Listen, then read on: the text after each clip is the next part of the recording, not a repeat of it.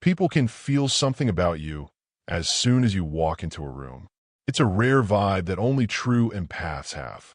And Carl Jung's secret study shows why this energy makes you both vulnerable and magnetic. Jung found that real empaths don't just feel feelings, they also send out what he called the wounded healer frequency. This is an energy signature that was created through pain and has been transformed into something much stronger. Not because someone is naturally good, but because they've reached a level of mental chemistry that most people never reach. Jung wrote in his secret notes about how this rare, empathic aura works on many levels at the same time. It can heal others just by being there, but it also brings both light and shadow to the empath who holds it, which can either make them stronger or weaker. The most shocking thing was that Jung understood this aura can be dangerous for empaths who don't know what it really is. Without being aware of it, it turns into a beacon for energy thieves and slowly eats away at the empath from inside. Come with me as I delve into some of Jung's deepest ideas about the rare aura that healers have and how understanding it can make the difference between being a hurt healer and a sovereign one. Because Jung found something that modern psychology still won't admit. Your empathic aura isn't a gift you were born with. It's a psychological survival strategy that you turned into something holy through a process I call traumatic alchemy. Jung wrote, "The privilege of a lifetime is to become who you truly are." But for empaths, to become who they truly are, they must first understand why their nervous systems became so sensitive. It wasn't random. It changed over time. From Jung's view on psychological development, this makes sense. He saw that empaths often come from childhood settings where being emotionally safe required constant vigilance. Before you could read words, you learned how to read short phrases, because your safety relied on being able to predict the emotional weather around you. You learned how to spot emotional danger. But Jung saw something that most therapists don't. This way of surviving didn't just help you get through bad experiences as a kid. It changed the way your brain works so that you can reach frequencies that most people can't.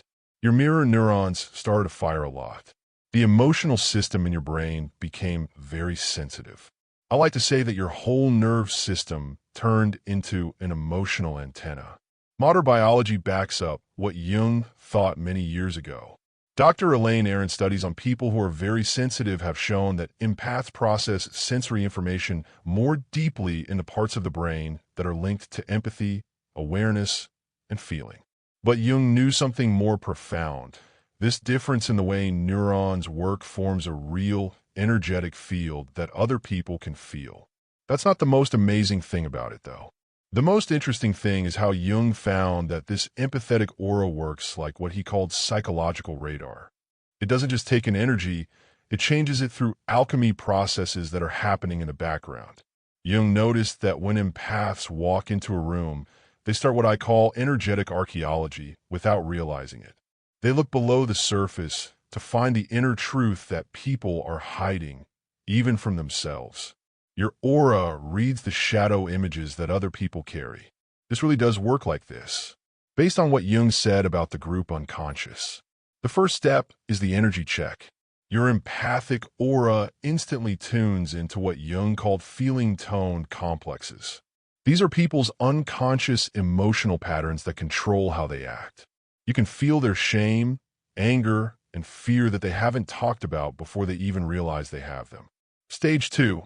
The unconscious taking in. Because your mind has become permeable to help you survive, you start to take in these forces without even realizing it. This unconscious association with other people's mental states was called participation mystique by Jung. The third step is the alchemy process. This is where Jung's thinking changes everything. He called it the transcendent function. Your sympathetic nervous system does more than just take in emotional energy. It also processes it. Without realizing it, you turn other people's raw emotions into knowledge, insight, and healing power. This is the reason why people feel better after being with you, even if you didn't do anything. Their shadow material has been processed by your aura, which has then reflected back a more complete version of their inner truth. But Jung warned of a very important fact. This process can only happen when you are aware of it. When empaths don't know they are alchemists, they stop being psychological alchemists and turn into what I call emotional sponges. Jung's study gets scary at this point. Your unique empathic aura makes what he called archetypal attraction patterns, which are like magnets that pull healers and vampires to you. Jung named certain characters that are drawn to empathic auras without realizing it. The image of the hurt child. People who are still dealing with trauma from their past can feel your ability to see and hold pain. They want to be with you because your aura makes them feel like you accept them no matter what. The projector for shadow. People who have unconsciously rejected parts of themselves look for empaths to carry the feelings they have rejected. They store what they don't want to feel in your aura. The thief of energy. Jung called these people psychological parasites because they stopped other people from developing their empathy. They've learned to stay alive by taking advantage of other people's feelings. But Jung also found good images that are drawn to empathic auras. The person who is aware. For people who are working on themselves, your aura is a metaphor for their growth. They don't come to take, but to connect and grow together. Being your true self. People who are ready to fully accept their humanity are drawn to your aura because it makes them feel safe to feel deeply without shame.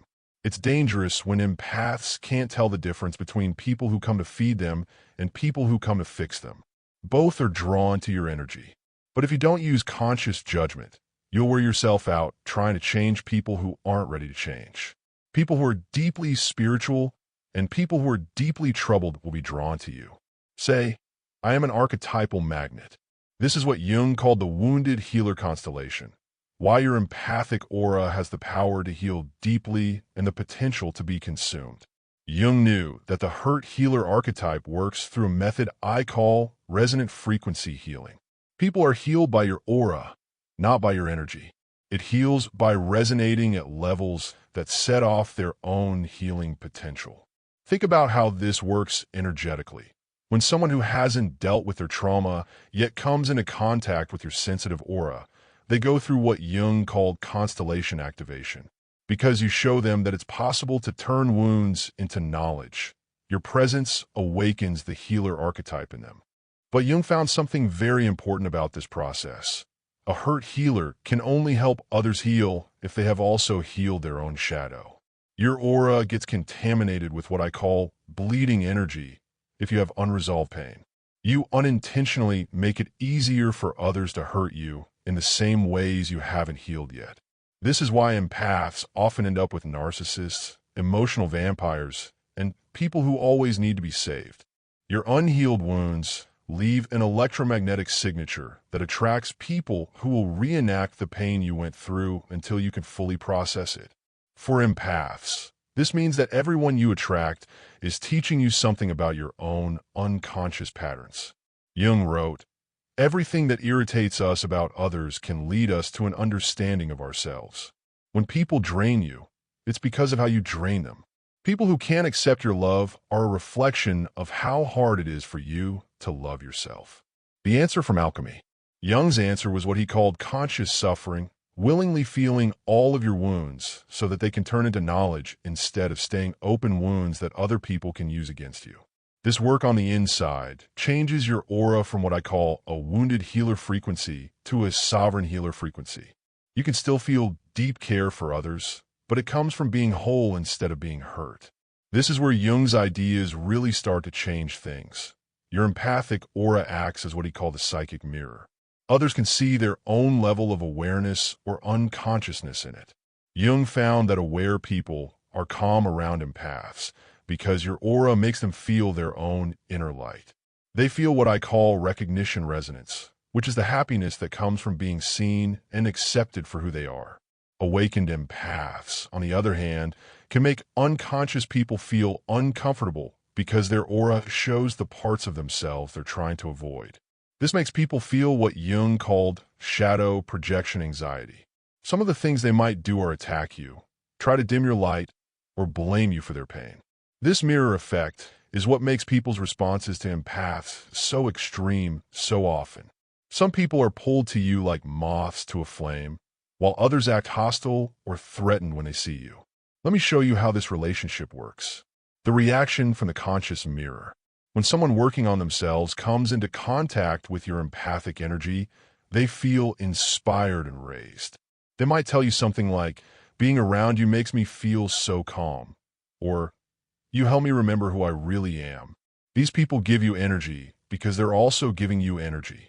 The unconscious reaction to the mirror. When someone who is trying to hide their shadow comes into contact with your empathic aura, they get angry and protective. They could say things like, "You're too sensitive," or try to make you feel something that makes your frequency drop to match theirs. People in these situations try to make you asleep so they don't have to deal with what your presence shows them. The mirror reaction of predation. Energy vampires look for chances to take advantage of your psychic aura. They know you can handle your emotions and are planning ways to make you their emotional stabilizer without you even realizing it. These are the people who dump their problems on others, make up endless crises, or act like victims who need your help all the time. It's important to understand this mirror effect because it helps explain why setting boundaries is so hard for empaths. Setting limits with unconscious people isn't just about keeping your energy safe, it's also about not letting them avoid doing their own shadow work. But Jung's most important idea about empathic auras is this. You're not just processing other people's feelings. You're also linked to what he called the collective unconscious, which is the shared psychic space where all of humanity's experiences, fears, and hopes are stored. Jung found that empaths act as what I call collective antennas.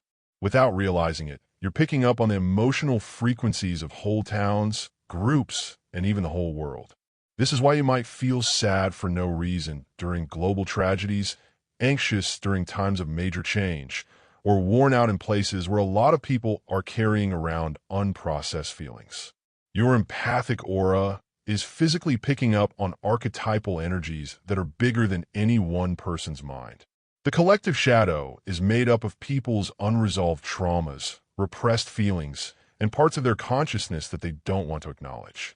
Your connection to the common unconscious is both the best thing about you and the hardest thing you have to deal with.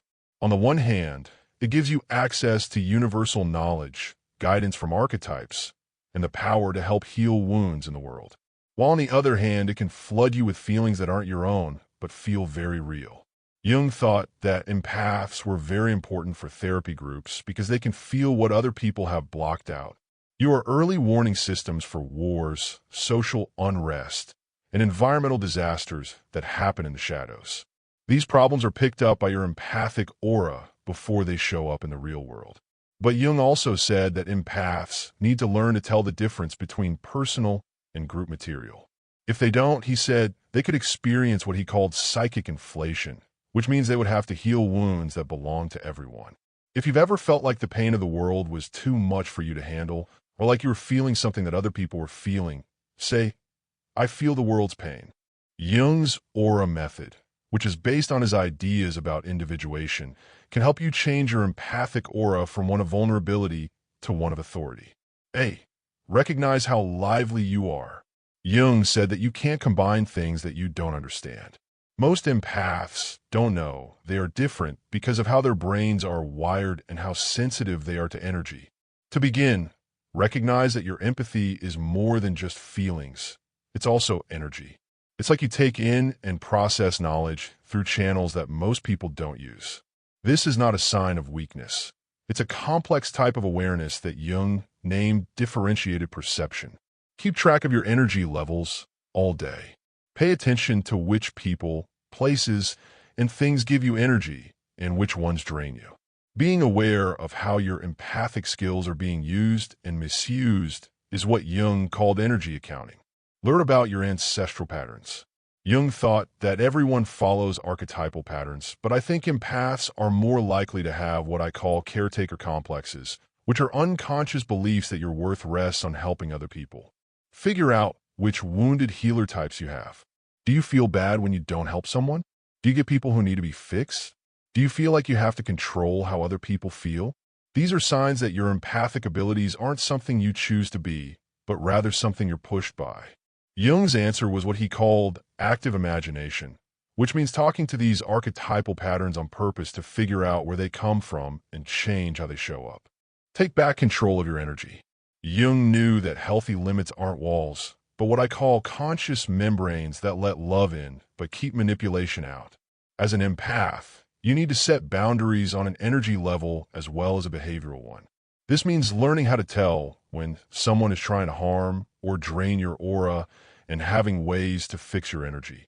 Jung did what he called psychological hygiene, which means doing things on a daily basis to get rid of absorbed energies and get back to your true frequency.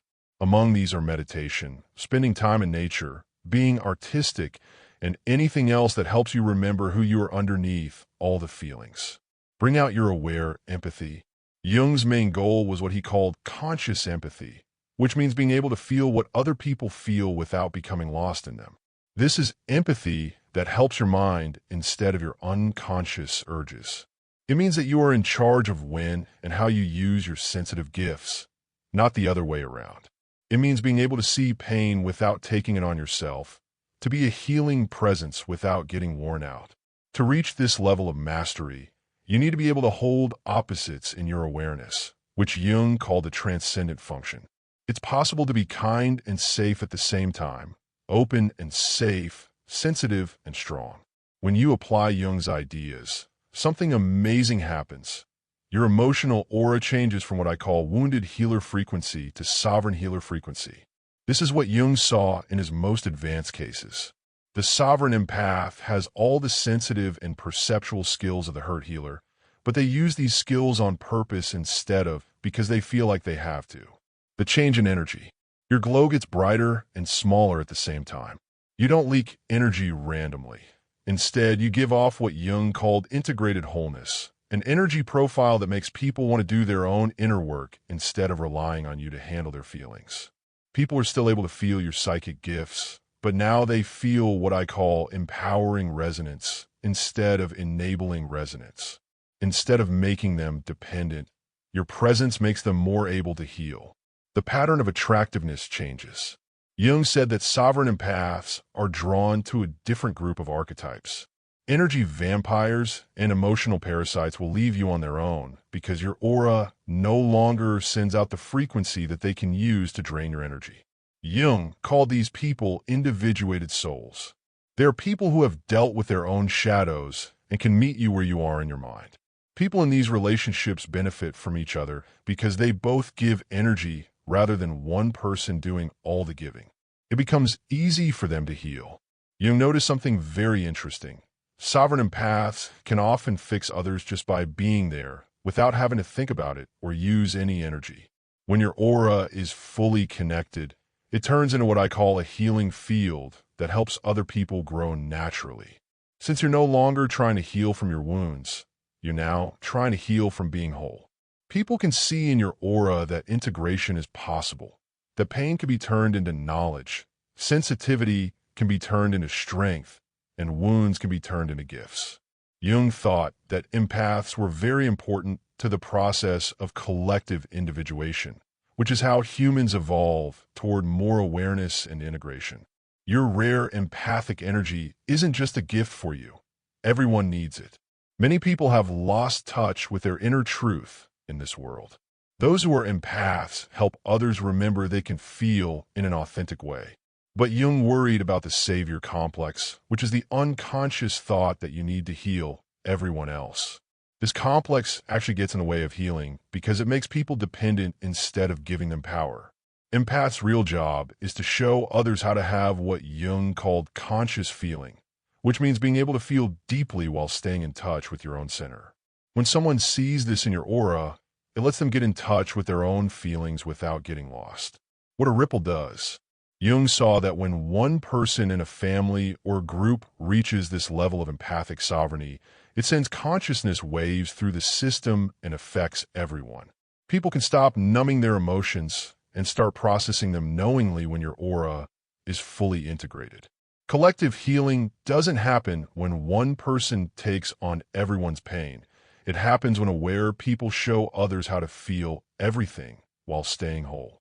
The part evolution plays. Jung thought that empaths show how our awareness has changed over time. Because you can handle your emotions at such a high level, you're getting people ready for what he called the next stage of psychological development.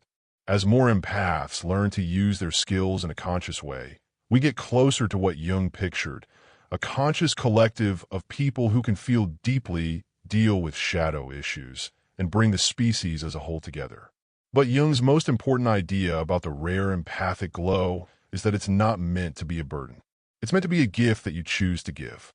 The writer said, "Your vision becomes clear when you look into your heart. Who looks outside dreams? Who looks inside awakens?" As an empath, you need to realize that your aura shows your inner health, not your wounds. Jung said that your empathic gifts become a blessing instead of a curse when you make the journey from being a hurt healer to a sovereign healer.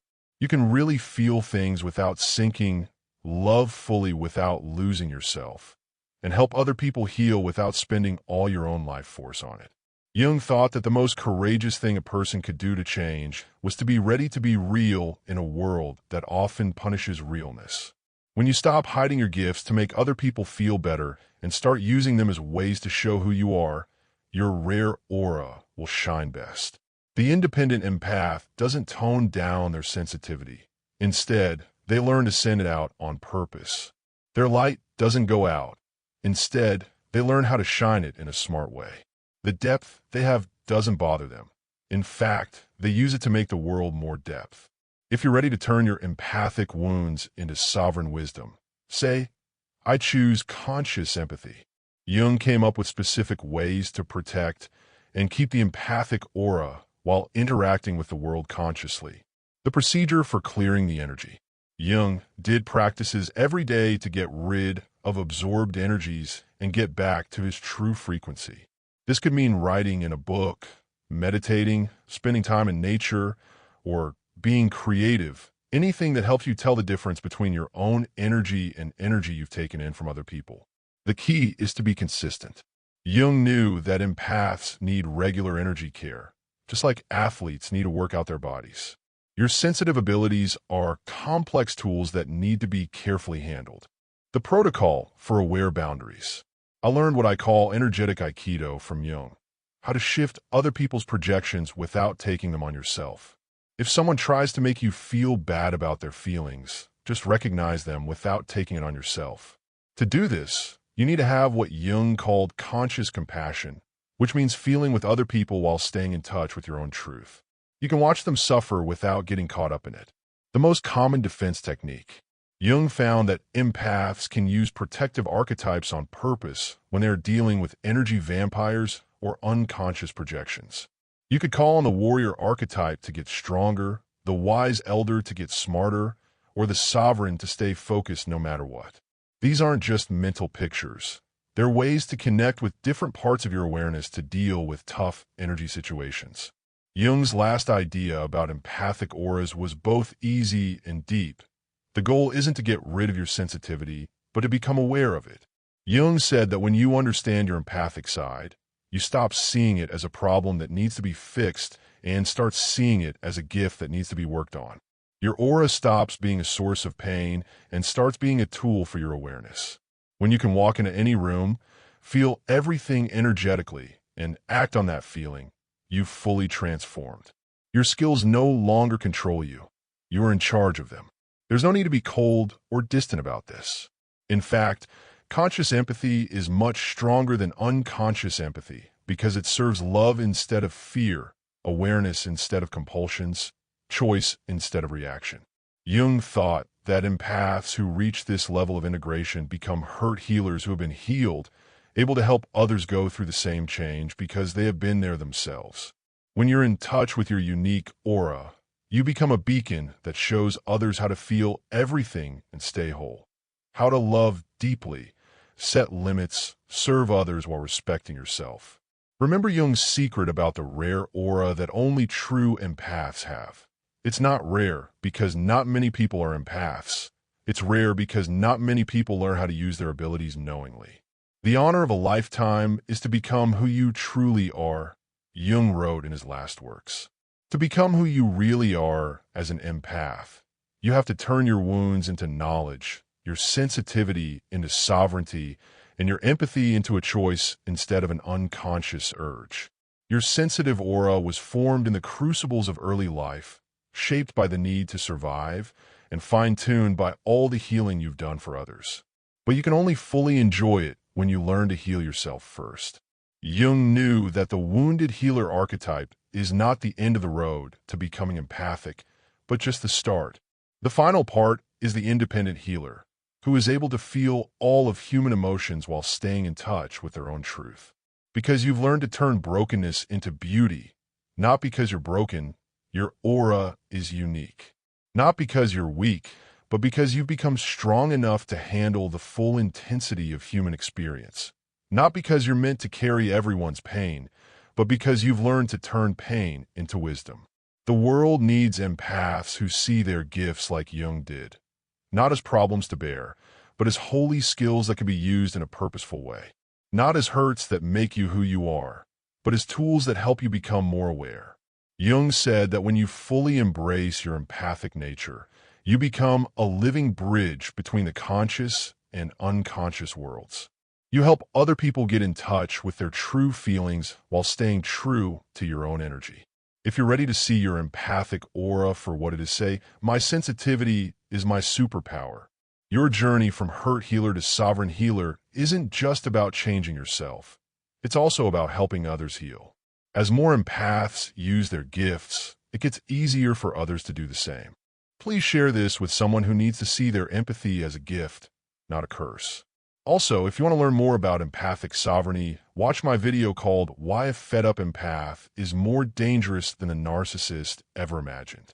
In it, I talk about what happens when empaths totally take back their power. Please subscribe, because we're only now starting to look into the depths of empathic expertise. Don't forget that you're not being too sensitive. Being compassionate isn't a sign of weakness. Your unique aura isn't a problem. It's a way for the world to connect with itself that they need very much. Thanks for seeing it. We'll see you in the next world.